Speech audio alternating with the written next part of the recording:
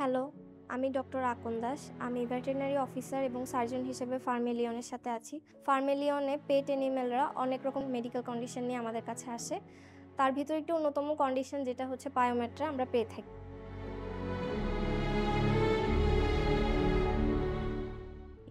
একটা ক্যাট অথবা ডগ যখন আমাদের কাছে আসে, আমরা সাথে ক্লিনিক্যাল এক্সামিনেশন করার পরে ডায়াগনস্টিক টুল হিসেবে আমরা ইউজ করি আল্ট্রাসাউন্ড। আল্ট্রাসাউন্ডের মাধ্যমে আমরা পায়োমেট্রা ডিটেকশন করে থাকি।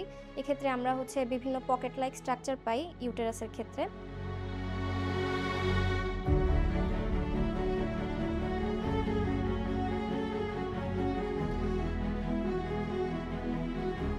বায়োমেট্রা কারেকশন করার বিভিন্ন রকম ট্রিটমেন্ট প্রসিডিউর আছে।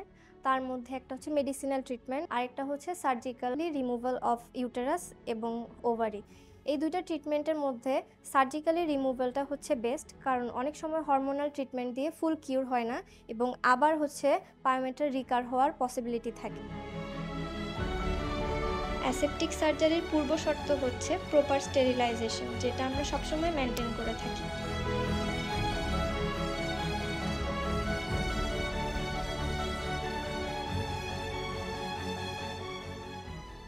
সার্জারি করার পরে আমরা দেখি যে ইউটেরাসে অনেক বেশি পাস থাকে, যেটা আমরা রিমুভ করে দিই।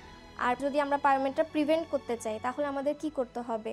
আমাদেরকে যথাসম্ভব উপযুক্ত সময়ে আমাদের ক্যাট অথবা ডগকে স্পেইং করিয়ে ফেলতে হবে। স্পেইং করালে বায়োমেট্রা হবার আর কোনো চান্স থাকে না।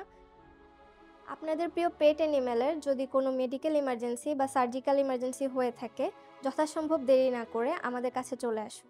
আমরা ফার্মেলিয়ন টিম সবসময় আপনাদের পাশে আছি। ধন্যবাদ।